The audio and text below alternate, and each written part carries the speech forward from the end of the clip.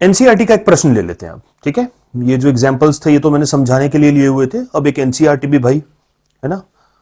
तो एक्सरसाइज 1.1 का क्वेश्चन है, ये आपकी स्क्रीन पर पढ़ लीजिए। जब भी मैं क्वेश्चन देता हूं स्क्रीन को पॉज करिए, attempt it, then you can continue it, ठीक है। मैंने पहले भी बताया है आपको, I can not wait in a video, I can not give it a break. तो मैं तो बोलता चला जाऊंगा और अगर आप देखते रहे तो आप थोड़ी देर में सोल्यूशन ही देख लेंगे बिना अटेम्प्ट किए, विच इज नॉट रिकमेंडेड। तो क्या बोल रही है प्रॉब्लम, अब मैं सोल्यूशन डिस्कस कर रहा हूं। क्या बोल रही है प्रॉब्लम, मैं समझा देता हूं आपको। रवि एंड सोनिया, ठीक है, दोनों एक गोल परिधि में, ठीक है, गोल ट्रैक पर, मान लेते हैं ये है वो गोल ट्रैक, इस पर दौड़ रहे हैं, ठीक है। अब जो रवि है, he takes 12 minutes to complete one round, ठीक है। मान लेते हैं कि यह स्टार्टिंग पोजीशन है, मान लेते हैं यह स्टार्टिंग पोजीशन है A. Ravi to complete one full circle he takes how much time, 12 minutes. Whereas Sonia, ठीक है, जो दूसरी एथलीट है हमारी Sonia, she takes 18 minutes to complete one round, ठीक है। क्वेश्चन इज, दोनों ने एक ही समय पर एक ही स्थान से एक ही दिशा में दौड़ना शुरू किया, ठीक है। मान लेते हैं काउंटर क्लॉकवाइज दौड़ रहे हैं इस प्रकार, ठीक है, एक ही स्थान से, ए से, ओरिजिन पॉइंट से।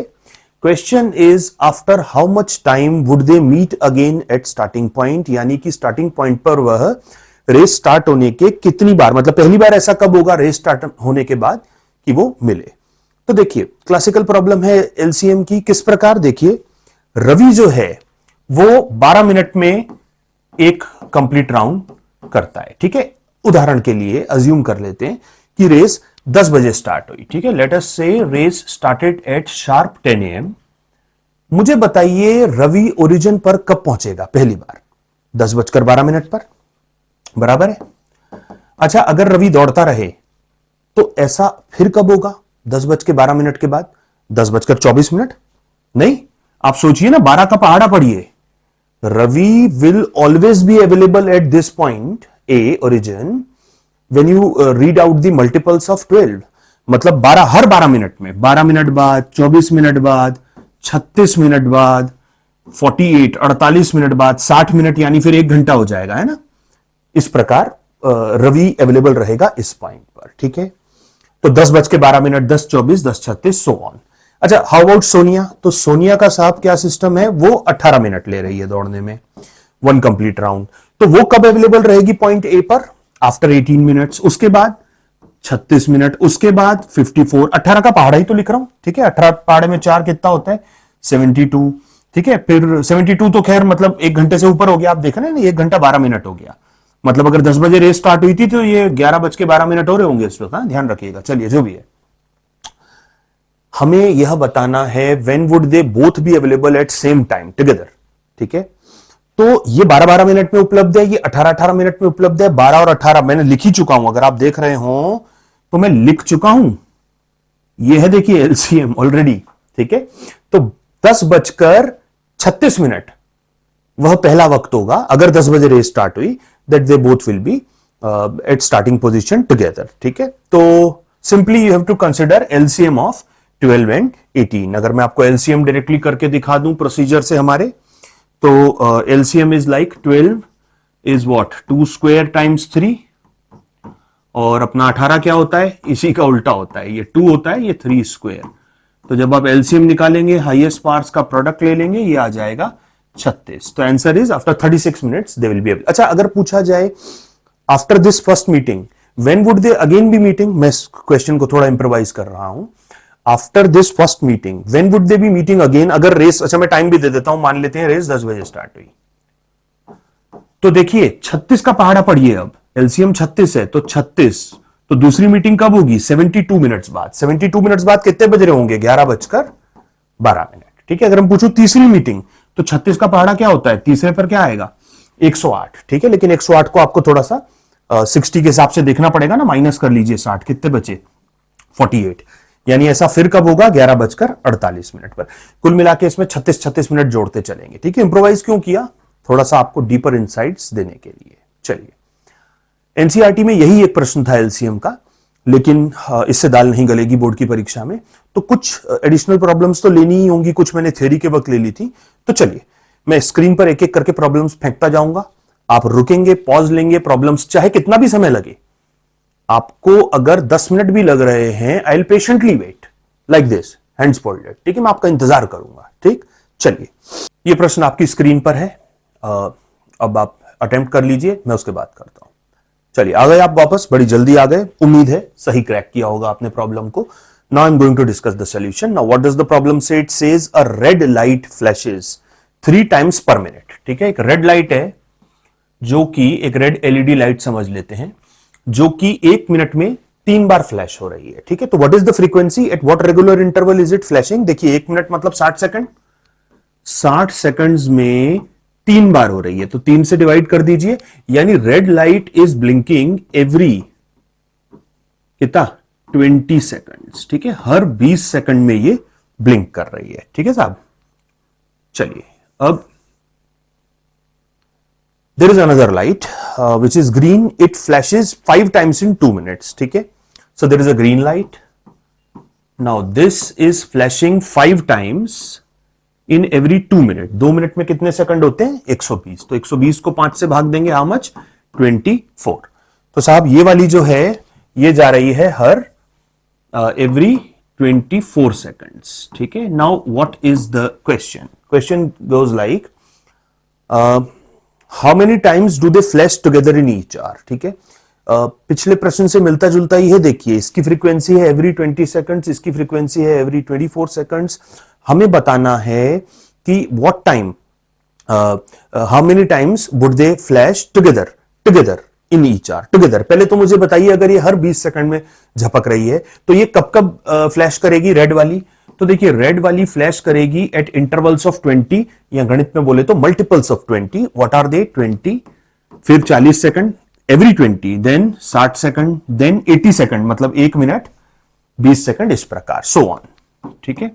How about this green one every 24 seconds, ठीक है। सो ग्रीन वन 24, 24 के बाद 48, 48 के बाद 24 के 72, फिर 96, फिर 120। अच्छा, इसको भी लिख लेते हैं, शायद इसी में एलसीएम मिल जाए। तो how would it go like 20, 40, 60, 80, 100, 120 आ गया, ठीक है। आप देख रहे हैं 120 इज द कॉमन मल्टीपल, ठीक है। मैं इसको डायरेक्टली भी लिख सकता था, कैसे? I could have found their LCM, ठीक है। तो एलसीएम भी निकाल सकते हैं हम इनका। एलसीएम क्या रहेगा 20 और 24 का? 20, 24, तो 20 होता है 2 स्क्वायर टाइम्स 5, और ये होता है 2 क्यूब टाइम्स 3। एलसीएम लेंगे तो सारी पावर्स को उतारना है, ग्रेटेस्ट, ठीक है। 5, 3, 15, 15 के पहाड़े में 8, 120। तो साहब 120 सेकंड बाद पहली बार ऐसा होगा, 120 सेकंड बाद पहली बार ऐसा होगा कि ये जो लाइट्स हैं ये एक साथ फ्लैश करेंगी, ठीक है। 120 सेकंड को मिनट्स में लिख लीजिए, थोड़ा आसानी होगी सोचने में, यानी हर 2 मिनट में, every 2 minutes this would happen that they will flash together, would it not? Now question is how many times do they flash together in 1 hour? ये पहली बार कब एक साथ फ्लैश करेंगी? 2 मिनट बाद। उसके बाद कब? अगले 2 मिनट बाद, यानी 4 मिनट, फिर 2 minute, 6 minute. So if they are flashing together every 2 minute, so in 1 hour यानी 1 घंटा, यानी 60 मिनट में कितनी बार साथ में फ्लैश करेंगी? सोच के देखिए, अगर 2 मिनट में साथ में कर रही हैं एवरी 2 मिनट्स, तो 60 मिनट में कितनी बार करेंगी? 60 को 2 से डिवाइड दे दीजिए, so answer would be 30 times they would flash together. चलिए, नेक्स्ट क्वेश्चन, ये रहा आपकी स्क्रीन पर। हाँ, कर लिया आप लोगों ने? चलिए मैं कर देता हूं। रिजेंबलेंस है इस क्वेश्चन का, अभी हमने जो थोड़ी देर पहले एनसीईआरटी की प्रॉब्लम डिस्कस करी थी उससे लगभग वैसा ही है, ठीक है। This time there are 3 persons, ठीक है, 3 व्यक्ति हैं जो कि इस सर्कुलर ट्रैक पर मान लेते हैं रन कर रहे हैं, ठीक है। Now what is additional information given? The track is the circumference, C करके लिख देता हूं, सर्कमफरेंस इज 12 किलोमीटर्स, ठीक है। ये जो गोल परिधि है, ठीक है, ये ओरिजिन है, यहां से रेस चालू हुई, टोटल जो ट्रैक है वो 12 किलोमीटर्स का है, ठीक है। Now there are 3 persons, A runs with the speed of 3 kilometre per hour, ठीक है। A runs with the speed of 3 kilometre per hour, ठीक है। पहले इसको हिसाब लगाइए कि अगर ये 3 किलोमीटर प्रति घंटा की रफ्तार से दौड़ता है तो 12 किलोमीटर कवर करने में कितना टाइम लगेगा? 12/3 distance upon speed is what time? 12/3 यानी ए टेक्स, ठीक है, सिंपली स्पीकिंग ए टेक्स, अगर मैं टाइम लिखूं तो A takes 4 hours to run once around the full circle, ठीक है, क्योंकि उसकी स्पीड है 3। अच्छा, बी का क्या है साहब? बी की स्पीड है 4 किलोमीटर पर आवर, तो 12 को 4 से डिवाइड कर दीजिए, लिखूं क्या? तो 12/4 यानी बी जो लेगा वो लेगा B takes how much? 3 hours। And likewise C की स्पीड कितनी है साहब? 2.4। चलो लिख के कर लेते हैं, 12/2.4 आराम से कट जाएगा, 12 के पहाड़े में 2 आता है, ठीक है, तो ये 10/2 हो जाएगा, 5 घंटे। तो सी यही कार्य 5 घंटे में कर पाता है, ठीक है। क्वेश्चन वही है जो रवि और सोनिया वाली प्रॉब्लम हम लोगों ने करी थी ना, क्वेश्चन कुछ वैसा ही है। देखिए कह रहा है after what time they will meet again, ठीक है, मान लेते हैं वही रस 10 बजे चालू हुई रेस, तो देखिए 10 AM, ठीक है। अब हिसाब लगाइए, ये अवेलेबल है हर 4 घंटे में, क्यों? क्योंकि ये एक कंप्लीट राउंड 4 घंटे में करता है, तो हर 4 घंटे में ये इस पॉइंट पर अवेलेबल रहेगा, ठीक है। यानी रेस जब भी स्टार्ट हुई, अगर t = 0 पर हुई तो t = 0 ही मानना बेहतर है, 10 नहीं मान रहे, तो ये अवेलेबल रहेगा एवरी 4 hours, यानी मल्टीपल ऑफ 4, ठीक है। तो मैं, चलिए इसको वापस से लिख लेते हैं। देखिए ए क्योंकि 4 घंटे लेता है तो ए की अवेलेबिलिटी रहेगी 4 घंटे बाद, 8 घंटे बाद, 12 एंड सो ऑन। बी की अवेलेबिलिटी रहेगी 3 घंटे है तो 3, 6, ठीक है, 9 सो ऑन। और सी 5 घंटे लगा रहा है तो 5, 10, 15 सो ऑन। हमें बताना है कब मिलेंगे, तो सिमिलर लॉजिक है, ज्यादा समझाने की आवश्यकता नहीं है मेरे को। Will simply consider their LCM 4, 3 and 5। तो 4, 3 एंड 5 का एलसीएम अब मैं वर्कआउट नहीं कर रहा हूं, पर आप खुद ही देख लो, सभी मल्टीप्लाई हो जाएंगे आपस में। दिस इज ऑल 2 स्क्वायर, कुछ बचता नहीं है। This is 3 single, this is also 5 single prime, तो गुणा कर दो, 5, 3, 15, 4, 60 घंटे लग जाएंगे साहब, 60 hours, ठीक है। 60 घंटे यानी 24 घंटे का एक दिन होता है, 24 और आधा दिन, 2.5 दिन लग जाएंगे साहब। 2.5 दिन तक अगर ये लगातार दौड़ते रहे, ठीक है, तो गणित में सब कुछ पॉसिबल होता है, ठीक है। फिजिबिलिटी की बात मत करो मुझसे, है ना। गणित में तो ऐसा भी क्वेश्चन आ जाता है कि mathematics teacher had 30 watermelons in breakfast, which is not possible. चलिए, तो 60 घंटे तक अगर लगातार दौड़ते रहें तो जरूर इनकी मुलाकात संभव है। चलिए next question, here goes on your screens. अब मेरी बारी, अब मैं कर देता हूं। क्या कह रहा है question? Find the least number which when divided by 35 और 56 और 91 in every case it leaves a remainder of 7, ठीक है। हमें सबसे छोटी वह संख्या चाहिए जिसको मैं 35, 56 या 91 किसी से भी भाग करूं तो रिमाइंडर कितना बचे? 7। याद कीजिए, ये प्रॉपर्टी हमने पढ़ी है एलसीएम की, जब हम प्रॉपर्टीज देख रहे थे। कौन सी प्रॉपर्टी का इस्तेमाल करूंगा अब मैं? तो याद करिए, ऐसा कब करते थे कि like the least number which when divided by either x or y or z in every case leaves a remainder of r। तो कैसे करते थे? LCM of x, y, z plus r। मैं एक बार समझाते हुए कर देता हूं इसको। तो देखिए, ये 3 नंबर्स हैं, ठीक है, 35, 56, 91। हमें सबसे छोटा नंबर पहले कैलकुलेट कर लेते हैं जो इन तीनों से डिविजिबल हो, यानी इनका एलसीएम जो इन तीनों से डिविजिबल हो। चलिए एलसीएम निकाल लेते हैं। एलसीएम ये हो गया 5, 7, 56 देखो होता है 7 × 8, तो ये हो गया 8, ये हो गया अपना 7। 13 का पहाड़ा याद है, ये होता है 7 × 13। चलिए एलसीएम पकड़ो, एलसीएम पकड़ेंगे तो आएगा 2 का क्यूब, 5 एक ही बार आएगा, 7 भी एक ही बार आएगा, ठीक है, और आ जाएगा 13। काफी बड़ा नंबर आने वाला है। चलिए कैलकुलेट कर लेते हैं। तो 13 7 ये हो गया 91, और 5 और 8 हो गए साहब 40। ऐसे ही कर लो, 91 × 4, मनी मन में 91, 9 के पहाड़े में 4 36 होता है, तो 360, और 4 × 1 4, तो 364, यानी 3640। जीरो क्यों लगाया, समझ गए ना, ये इसको इग्नोर नहीं कर सकते, ठीक है। चलिए, तो इन तीनों का एलसीएम कितना आ गया? 3640। चलिए कैलकुलेशन को हटा देते हैं। चलिए अब क्या, देखिए 3640 is that number which is completely divisible by these 3, and it is not our objective to find this number. Rather, we want least possible number which when divided by these 3 yields remainder as 7. So the answer will be हमें क्योंकि reminder बचाना है 7, तो वो 7 में इसमें हाथ से जोड़ देता हूं, ठीक है। तो कितना आया 3647, ठीक है। चलिए, इंटरेस्टिंगली अगर मैं आपको एक बात बताऊं, इन्हें यह भी बोलना चाहिए कि that number should be greater than 10 और समथिंग ऐसा। क्यों?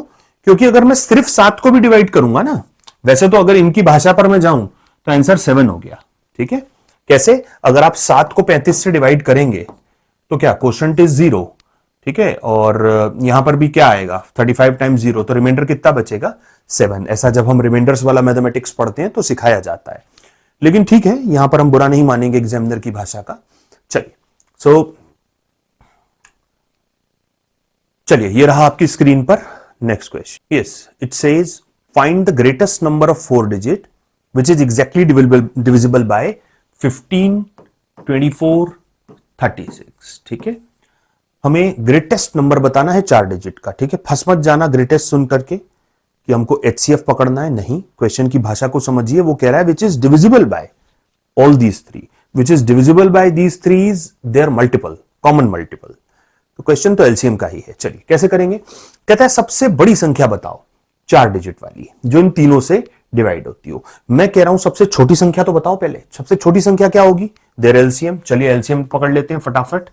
ये हो गया 5 3, ये हो गया 2 क्यूब और 3, ये हो गया 2 स्क्वायर 3 स्क्वायर। देखो फटाफट फटाफट बड़ी बड़ी पार्ट्स लिख लेते हैं। यहां से 2 क्यूब, यहां से 3 स्क्वायर 5, ठीक है। 2 क्यूब 3 स्क्वायर और 5, ये है 9, ये है 8, 8 और 9 72, 72 टाइम्स 5 इज हाउ मच 360, ठीक है। तो एलसीएम आ गया 360। किसका भाई? 15 का, 24 का, 36 का, ठीक है। Their LCM is their least common multiple, ठीक है। लीस्ट हटा दो। मुझे बताओ what is the set of their common multiples? Is there a sequence जिसमें सारे कॉमन मल्टीपल्स में एक साथ लिख पाऊं? मैंने पहले भी बताया था 360 का पहाड़ा चला दीजिए, यानी सबसे छोटा नंबर कौन है?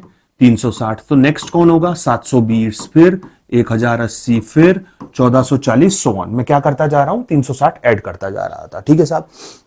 ऐसे ऐड करते करते पहुंचूंगा तो टाइम लग जाएगा। हमें 4 डिजिट तक जाना है, हम पहुंच गए वैसे, लेकिन टाइम तो टूट ही जाएगा। तो 2 तरीके हैं। देखो, एक तो जुगाड़। जुगाड़ से कैसे करूंगा मैं इसको?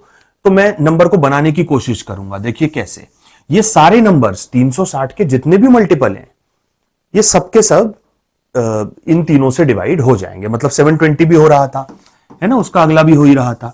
तो मैं बताना ये चाह रहा हूं कि हम कैसे पहुंच सकते हैं। हमें 4 डिजिट में जाना है, 5 डिजिट में नहीं जाना है, लेकिन 4 डिजिट में मैक्सिमम नंबर तक जाना है। तो मैथमेटिकल तरीका तो उसका है एक, डिवाइड करके देख लेंगे। लेकिन अगर मैं जुगाड़ से भी करूं तो देखो, 360 के मल्टीपल्स सोचने हैं, तो एक आसान सा मल्टीपल क्या हो गया? 3600 हो गया। चलिए 3600 में 3600 और जोड़ दो, ये भी 360 का मल्टीपल है। कितना हो गया सम? 7200। देखो मुझे 10,000 को क्रॉस नहीं करना है, मुझे इसके नियरेस्ट जाना है, ताकि मैं 4 डिजिट का ग्रेटेस्ट नंबर ढूंढ पाऊं। अभी और कुछ जोड़ा जा सकता है, लेकिन अब अगर और 36 जोड़ूंगा नहीं, तो 36 का आधा 18 जोड़ दो, कितना हो गया? 9000। 9000 तक पहुंच गए, ठीक है। अब 360 का डबल कितना होता है? 720। चलो वो भी जोड़ दिया, 9720। अब अगर मैं इसमें 360 जोड़ूंगा, सोच के देख लो, अगर मैंने अब इसमें 360 जोड़े, 300 जोड़ते ही ये 10,000 क्रॉस कर जाएगा ना, तो बस अब जोड़ने की जरूरत नहीं है। मेरे हिसाब से तो यही है आंसर, 9720। ये इनका कॉमन मल्टीपल है और ये सबसे बड़ी संख्या है 4 डिजिट की, क्योंकि अब अगर मैंने इसमें 360 ऐड किया, खेल खत्म। मैथमेटिकल तरीका क्या है वो भी देख लेते हैं। कुछ नहीं था, 10,000 को देखो, आप मुझे बताओ 17 को 7 से डिवाइड करो, ठीक है। क्या है प्रोसीजर? चलो कितना रिमाइंडर आया? 3। रिमाइंडर 3 क्यों आया? क्योंकि ये रेसिड्यू है। क्यों? क्योंकि 17 7 से कंप्लीटली डिवाइड नहीं होता है, कुछ बच जाता है। जो बच जाता है उसे केमिस्ट्री में रेसिड्यू कहते हैं, गणित में रिमाइंडर कहते हैं। ये बच गया, ये रेसिड्यू है, ठीक है। क्योंकि ये बच गया, तो अगर मैं आज जानना चाहूं कि 17 अगर डिवाइड नहीं हुआ तो कौन डिवाइड होता, तो जो बचा उसे माइनस कर दो। भाई 3 बच गया ना, 17 चॉकलेट 7 लोगों में नहीं बांटी जा सकती पूरी पूरी, तो 17 में से 3 हटा दो, कितनी 14 चॉकलेट बांटी जा सकती हैं क्या? हाँ, वही प्रक्रिया मैं यहां करूंगा। मैं क्या करूंगा? 10,000 को, जो कि लीस्ट नंबर है 5 डिजिट का, 10,000 को डिवाइड करूंगा 360 से। I am not interested in quotient, rather I am interested in reminder, ठीक है। तो देखिए 10,000 जो है वो 360 से डिवाइड नहीं हुआ। मैं जानना चाहता हूं 10,000 से ठीक छोटा, इमीडिएट छोटा कौन सा नंबर है जो 360 से डिवाइड हो जाए, तो जो रेसिड्यू बचा उसे 10,000 में से माइनस कर दो। तो 10,000 में से साहब माइनस कर दो 280, वापस से देखिए आ गया ना वही आंसर 9720। लेकिन ठीक है, मतलब जुगाड़ से भी करना आना चाहिए ना। मतलब हर जगह बोर्ड एग्जाम तो ठीक है, हमें स्टेप्स में लिखना पड़ता है, लेकिन जहां एमसीक्यूज हो, जहां हम तेजी से कर सकते हैं मेंटल कैलकुलेशंस, वहां क्यों करें। चलिए अगले प्रश्न की ओर चलते हैं। तो ये रहा आपकी स्क्रीन पर अगला प्रश्न। Oh it was an easy one, मुझे पूरी उम्मीद है आप लोगों ने कर लिया होगा। चलिए क्या कह रहा है प्रश्न। The least number that should be added to 57 so that the sum is exactly divisible by 2, 3, 4, 5। मुझे बताइए 2, 3, 4 और 5, हमें एक ऐसे नंबर की तलाश है जो इनसे एग्जैक्टली डिविजिबल हो। कौन होते हैं एग्जैक्टली डिविजिबल? कॉमन मल्टीपल्स जो इन चारों के हों, ठीक है। क्योंकि लीस्ट शब्द का भी इस्तेमाल हो रहा है तो एलसीएम निकाल लेते हैं। अब मैं सिखा नहीं रहा हूं, मेरे हिसाब से तो इसका कोई महत्व नहीं है एलसीएम लेते वक्त, बस इन तीनों को मल्टीप्लाई कर दो, 4, 3, यानी इनका एलसीएम कितना आ रहा है 60। लेकिन आंसर 60 नहीं है। क्वेश्चन की भाषा पढ़िए, वो कह रहा है the least number that should be added to 57। 57 में मैं कम से कम क्या जोड़ूं? मान लेते हैं x जोड़ना है, सो दैट द रिजल्ट, जुड़ने के बाद जो रिजल्ट आया, it is divisible by all these 2, 3, 4 and 5। तो आपको समझ में आया 57 plus x should equal to how much? 60। तो x कितना आ गया साहब? 3। अच्छा, उसने ऐसा क्यों बोला कि लीस्ट क्वांटिटी?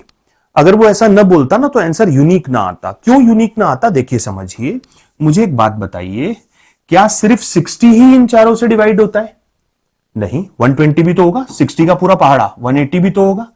अब मान लेते हैं 180 भी हो रहा है, ठीक है। 57 में क्या जोड़ें कि 180 बन जाए? तो साहब क्या जोड़ेंगे? देखो x 180 है तो ये 60, 20, 123। अगर आप 123 ऐड करें तो भी तो जो रिजल्ट है वो डिविजिबल है ना।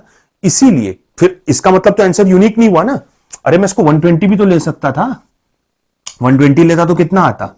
63 आता, ठीक है। उसे यूनिक लाना था आंसर, इसीलिए उसने यह कंडीशन रखी। आप देख रहे हैं, मैं जब कोई प्रश्न करता हूं तो मैं सिर्फ उस प्रश्न के बारे में नहीं सोचता हूं, मैं उसके आसपास की भी थिंकिंग को एक बार अपने माइंड में रख के डेवलप करके क्वेश्चन को इंप्रोवाइज करके, ताकि कोई ट्रैप ऐसा ना बिल्ड हो सके जिसमें मैं उलझ के रह जाऊं, ठीक है। और यही बेहतर तरीका होता है पढ़ने का। जब हम पढ़ रहे हैं तभी हम सारी पॉसिबिलिटीज को एक्सप्लोर करते चलें। चलिए अगला प्रश्न बिना समय गंवाए आपकी स्क्रीन पर मैं करता हूं। उम्मीद है आप लोग कर पाए होंगे। थोड़ा तो रिमाइंडर्स के साथ में जब ऐसे क्वेश्चंस आते हैं सोचना ही पड़ता है। चलिए, what does it say? It says the least number that must be added to 2497। 2497 में सबसे छोटी क्या संख्या जोड़ी जाए so that it is divisible by 5, 6, 4 and 3, ठीक है। 3, 4, 5, 6 इन सबसे डिविजिबल। पहली तो बात, जिस संख्या की हमें तलाश है वो इन सबसे डिविजिबल है, यानी इनका मल्टीपल है, इनका मल्टीपल है, यानी इनका कॉमन मल्टीपल है। तो चलो लीस्ट कॉमन मल्टीपल तो निकाल लें इनका, ठीक है। कैसे निकालेंगे? अब मैं प्रॉपर प्रोसीजर से नहीं निकालूंगा, आपको भी सिखाऊं। देखिए, जब मुझे इन सबका एलसीएम निकालना है तो ये नंबर मुझे नहीं दिखता, मुझे 3 नहीं दिख रहा। क्यों? क्योंकि वो ऑलरेडी 6 में छिपा हुआ है। मुझे 6 भी सिर्फ 3 दिख रहा है। बताऊं क्यों? देखिए 6 होता है 2 टाइम्स 3, लेकिन ये ऑलरेडी 2 का स्क्वायर है। तो जब मैं एलसीएम की हाईएस्ट पावर्स उतार रहा हूंगा तो मैं 2 स्क्वायर यहां से लूंगा, इसका 2 में काउंट नहीं करूंगा, ठीक है। तो बताना मैं क्या चाह रहा था? मैं यह बताना चाह रहा था कि मुझे सिर्फ 4 दिखेगा, 5 दिखेगा और 6 की जगह सिर्फ 3 दिखेगा। बस गुणा कर दीजिए ये तीनों, तो 5, 4, 20, 3, 60। चलिए, तो साहब इन सभी नंबर्स का लीस्ट कॉमन मल्टीपल है 60। तो कॉमन मल्टीपल जो इनका सीक्वेंस बनेगा कॉमन मल्टीपल का, वह क्या हुआ? 60 का पहाड़ा, यानी 60, 120, 180, 240, इस प्रकार यह सभी नंबर्स इन सबके कॉमन मल्टीपल्स हैं। हमें बताना है what should I add to 2497, सबसे छोटी संख्या। मैं इसमें क्या, लेट अस से आई ऐड x, तो जो रिजल्ट आए it should be divisible by 60, sorry divisible by all these 3, 4, 5, 6। लेकिन जैसा कि हमने देखा इन सबका कॉमन मल्टीपल्स का सेट जो है वो 60 का ही मल्टीपल्स, मतलब 60 का ही पहाड़ा है। तो 60 के जो मल्टीपल्स हैं उनमें ही कोई नंबर यहां आएगा, बराबर है ना। और वो 2497 से जस्ट बड़ा होगा, क्योंकि वो बोल रहा है कि साहब हमें लीस्ट संख्या, सबसे छोटी संख्या चाहिए x। तो देखिए प्रॉपर मैथमेटिकल प्रोसीजर क्या होगा उस पर मैं बाद में आता हूं, पहले जुगाड़ की कला से सिखाता हूं। देखिए जुगाड़, अब देखो 60 के पहाड़े में 4 कितना है, ये लिखा ही है 240 है। इससे आपको समझ में आ रहा है कि 2400 जो है 2497 को लिख लो 2400 प्लस 97, बोलो बराबर है। क्या यह नंबर 60 के पहाड़े में आएगा? आएगा। अब 2400 के बाद अगला कौन आएगा? 60 जोड़ दो। अब अगला कौन आएगा? फिर से 60 जोड़ दो। ठीक है, देखिए मिल गया।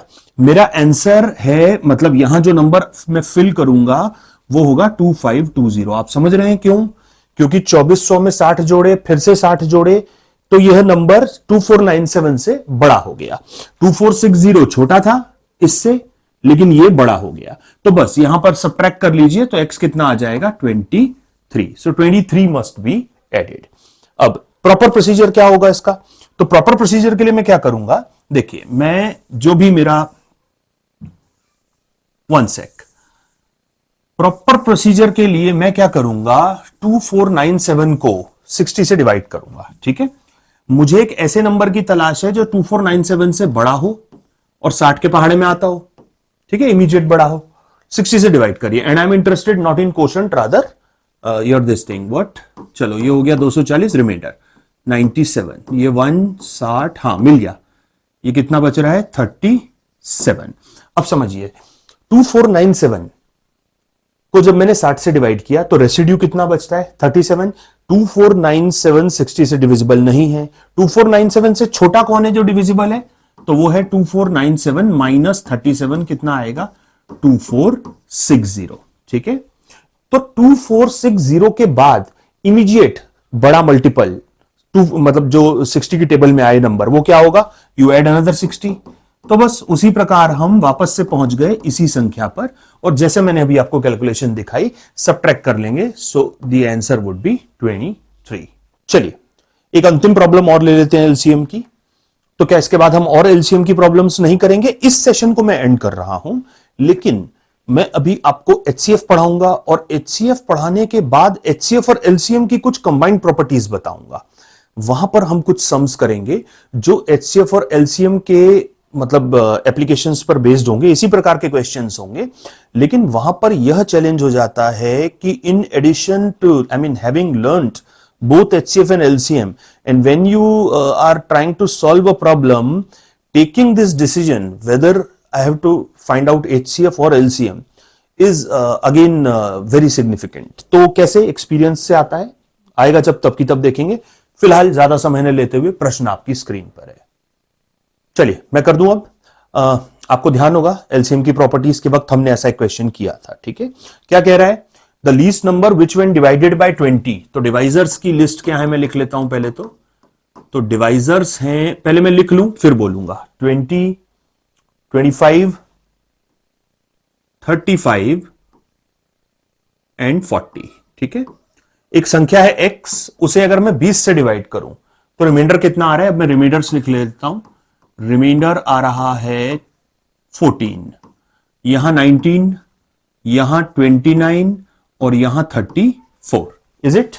चलिए, तो प्रॉपर्टीज के वक्त हमने डिस्कस कर लिया था, ये रैंडम रिमाइंडर्स नहीं है ना। मैंने आपको बताया था क्लॉक अरिथमेटिक का स्टूडेंट इसको -6 देखता है, because all reminders are 6 less than their respective divisors. तो मैं 14 को लिखूंगा 20 - 6, इसको लिखूंगा 25 - 6, this becomes 35 - 6 and this becomes 40 - 6। So what is the result? वो प्रॉपर्टी क्या थी? प्रॉपर्टी थी कि इन सबका एलसीएम पकड़िए और माइनस कर दीजिए 6। ठीक है, तो simple, I have to simply find out what is the LCM of all these 4। चलिए लिख के कर ले या बिना लिखे ही कर दूं? चलो बिना लिखे ही जुगाड़ कला से, जैसे मैं भी एलसीएम करता आ रहा हूं।